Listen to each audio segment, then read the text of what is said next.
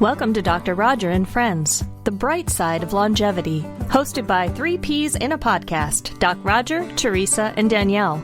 Thanks for joining us for Coffee and Conversation.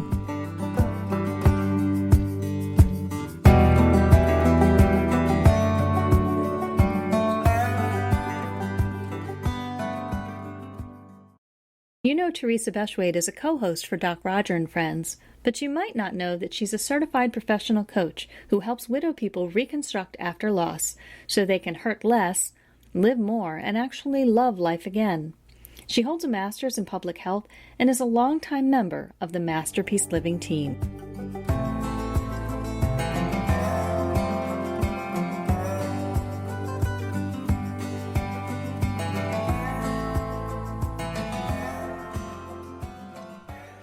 Well, hello everybody, and hope you're all well out there. Welcome to the bright side of longevity. And you know, this COVID thing has us all being, reminded how important people are to us, how important relationships are, and whether it's because we don't have close relationships, at least physical right now, or because we are locked in with people who are driving us crazy, and or not.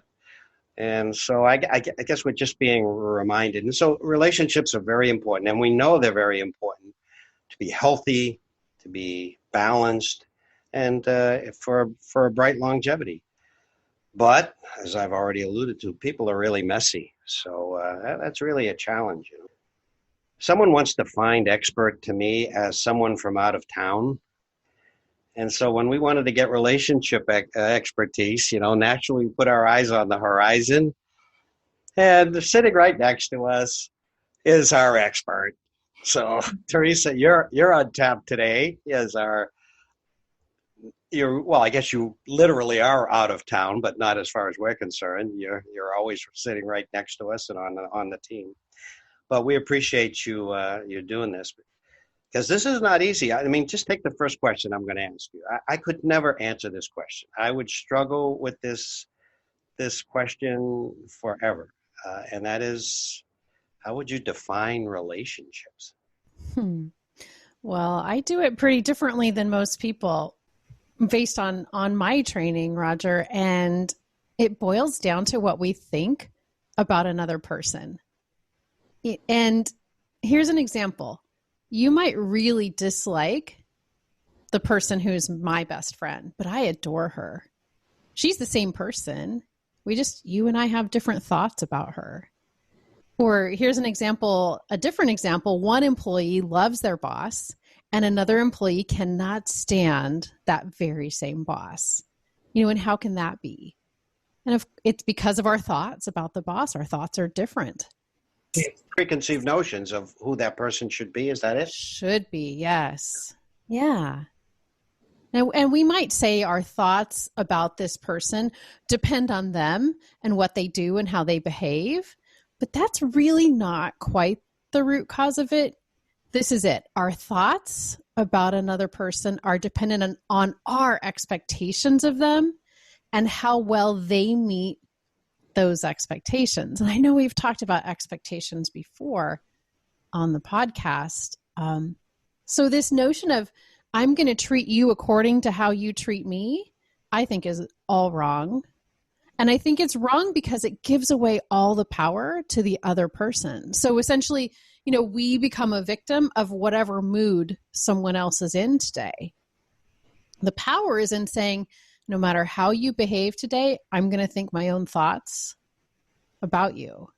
That keeps me, you know, in total control instead of being completely disempowered. I have a great boss, though, so it doesn't apply to me. I do as well.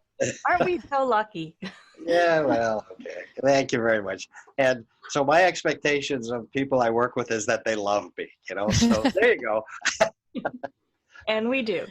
Yeah, well, thank you for that. And it goes both ways. I can't tell you how much I enjoy doing this podcast with you two. I learn every day, and I just learned a whole lot because in that short little few sentences that you said, you put everything in a totally different light, but that makes sense to me. but we didn't. This is so different than what we learn as we're growing up and when we're kids. Oh my gosh, yes.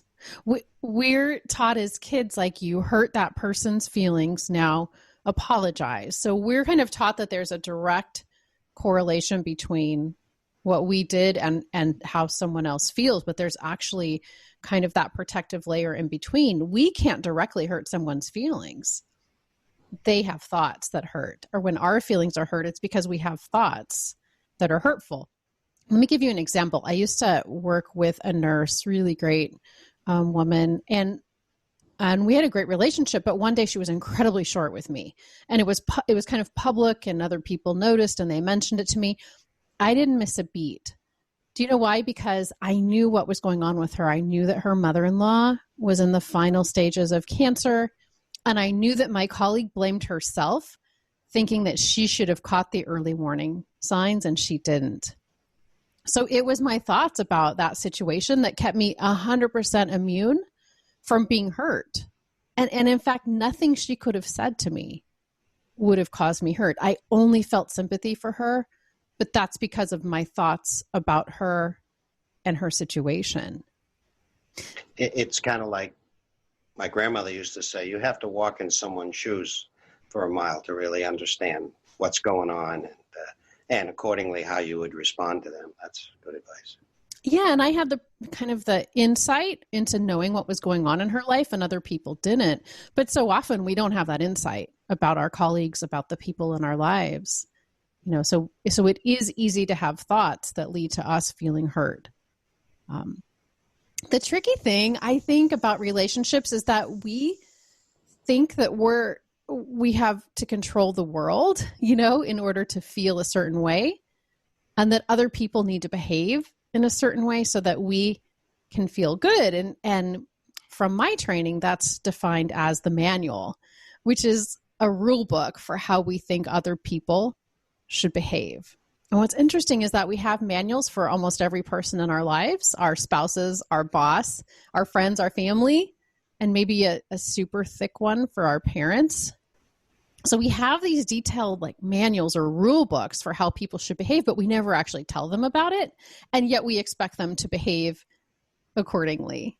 There's a line in, I think, one of Bobby Dylan's songs that said, I crossed the line that only you could see. I love it. Well, it's and I do that a lot every day. Not in your work life. You always say, Roger, you know, give up the need to be right. And I love that. And I hear that replay in my head. And I also think that's kind of an analogy to burn your manuals. Have no expectations. Let the humans, or at least like the adults, be exactly who they are, and relinquish that idea of controlling them, because that's an illusion anyway. We cannot control the people, any of the people. No. Wise indeed. So interesting. And what about the notion of, if we can meet all of our own needs, if we are truly like emotional adults and we realize that our feelings are always our responsibility and never someone else's, you know, if we don't need another person to act in a certain way so that we get to feel a certain way, then we take all of our power back. We no longer need to control anybody. You know, it boils down to, you're an adult, you get to be who you are, and I get to decide what I think and feel about that. You know, if people can meet their own needs, then the time that is spent together is just bonus. It's good. Boy, would that be powerful if we did teach our kids that way. Oh, yeah. About their expectations and their own responsibilities.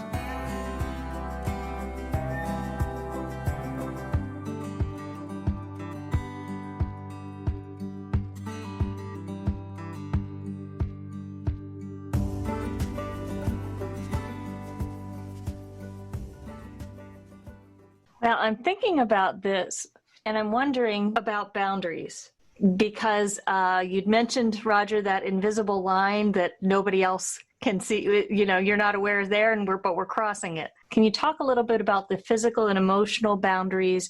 Are they necessary, and are they healthy? Yeah, be good to define it, because I think we use that word when we really shouldn't. So it's easy to mix up a boundary versus a threat or a manipulation. So here's a definition. If someone's coming into your emotional or physical space in a way that's inappropriate, you need to set a boundary for yourself. A threat is what you want them to do. So you need to do this or else we can't be friends. Versus a boundary is what we will do. So here's the condition. If you say, yell at me again, then I will no longer be a part of this friendship. So you're still allowing that person to be who they are. If they want to yell, they can yell. You're not saying, don't yell at me again. You're saying, if you choose to do this again, then here's my choice. And that's created with love, and it always has to be, followed through on. So that's really the definition of boundaries. A boundary is not to say you need to take out the trash or else, because technically that isn't a violation of a person's emotional or physical space. It's kind of more of an ultimatum or trying to control. Does that make sense? Yeah, it does to me. And going back just one statement about love, I think there are a lot of people who think that if you love someone, there are no boundaries. And you're telling me, and I certainly have experience and totally agree that that's not true. And or they say you don't voice those boundaries, and that only leads to difficulty, I would say. So many unhealthy relationships could be so much healthier with boundaries. Yeah. So I'm curious, now that I have a definition of boundaries that I didn't have before, thank you. When you mentioned that sometimes people say things that hurt our feelings, so that's not an emotional boundary, that just is, we have a thought about what they've said and we feel hurt. So we can take responsibility for that. But in relationships with friendships with loved ones, is there as a coach, something you would offer to deal with if that's a repetitive behavior? Like maybe somebody, a close friend, is always saying those little backhanded compliments, and they might not even realize they're doing it, that hurt you, and you're taking responsibility, okay, this is how I feel. Is there a way to mend that fence? I think, being courageous enough to have that conversation, because what you're describing doesn't sound like ultimately a healthy relationship or potentially not a long-term relationship anyway. So why not have the courage to say, when you say things like this, I have these thoughts which make me feel this way. I would like our relationship to continue. You're welcome to say anything you want to say, but just know that if you say that sort of nature of things, then I'm going to take this action. So you still get to be you. I'm just going to do this as a result, and then follow up. And that's a pretty loving, it has to come from a loving place. Yeah. And finding out when to make those statements. You've offered some really good tips, because somebody can say something, as you mentioned with your friend who was going through something that nobody knew about, and she was short with you. You know her to be a loving person. You knew she was going through something. You're like, okay, I'm just going to let that go. And we can choose, if it's once in a while, somebody says something and well, this is a loving person. They probably didn't mean it that way, and let it go. But if it's a recurring thing, to know when you need to support yourself. And you're saying that is that setting a boundary, or is that not setting a boundary by your definition? Just for clarity. I think that is setting a boundary. If a friendship is starting to, be difficult to be in, granted, yes, because of your own thoughts based on their actions or behaviors, still fine. You would want to set a boundary. And if there continues to be a boundary violation, then you've already stated what your action would be. And you still get to make that decision, but you make it from a place of emotional adulthood, knowing that your feelings are caused by your thoughts, knowing that a boundary was set lovingly, but then violated. And so you make that decision from that place versus a place of, I'm trying to control this person. They are refusing to be controlled. They will not meet my needs, and they're making me angry, right? So they have all the power in that situation. And what we're describing is you have all the power, you have all the choice, you made a calm decision from a place of love. And you still gave them choice too. Here's one. So you set boundaries and they press those boundaries. You respond in the way you just advised us. So wisely, and that sets off a reaction in them, and an anger reaction or whatever, and they're really responding to being called out in a way. And I mean, I guess that's a whole new topic, but any advice for when that happens in this little dialogue we're talking about? It takes courage, right, to call it out and to have that conversation, and it's uncomfortable, and yet you're already uncomfortable, right? That's true. You know, you got to take this to where it has to go, right? I mean, you don't just want to take the first step and then lose it in the aftermath of it. So you just hang in there, I guess. What I love about this discussion is, and you've probably experienced this when you have a friend or loved one who's upset about something, and they're not recognizing that there are two people in a conversation. It's always that person did that person, and they're not necessarily recognizing that they are part of the communication stream. And it almost, they're giving as Teresa said, giving the power away and not taking responsibility for their part in the communication process. So I like this balance of, being honest, which of course takes courage, and just realizing that it's never one-sided. And I just think that's important. So Teresa, I love what you said about that we all have manuals. So how do we figure out where we have those manuals and what do we do about it? Such a good question, Danielle. And we also have manuals for ourselves. The one thing we haven't touched on is the relationship with ourselves that we have. And so many people have such a toxic relationship with themselves. So maybe that's another topic for another day, but it does help to monitor the thoughts, hear that self-talk, and ask yourself, would you say that to any other person that you care about? And the answer is so often, absolutely not. So we have manuals for other people. We have manuals for ourselves. And so often they're not helpful. So one thing we can do is think about someone in your life, write down their name, and then write in detail exactly how you would like them to behave, what you would like them to do, and write down why you want them to behave in this way. And then we kind of have to ask ourselves, how would you get to think and feel if they behave that way? So the truth is, you can think and feel however you want now, right? Why are you giving them all that power? How would your thoughts change about them if they behaved this way? And do we want to force people to behave certain ways, even if they don't want to, right? Do you want someone taking out the trash because you're making them take out the trash? Or do you want, right?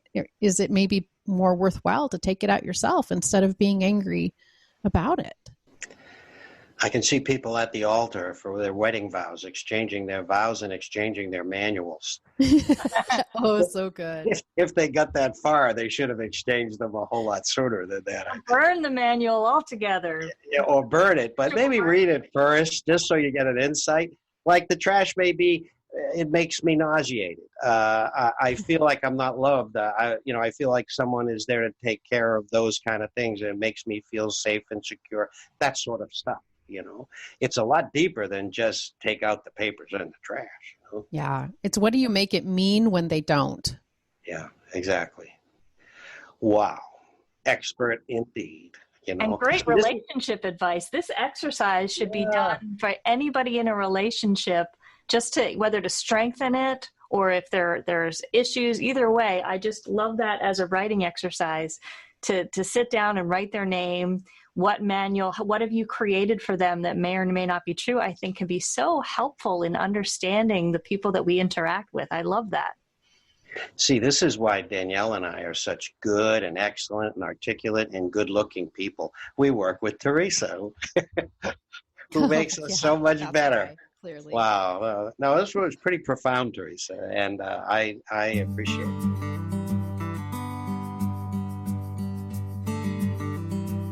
You've been listening to Dr. Roger and Friends, The Bright Side of Longevity.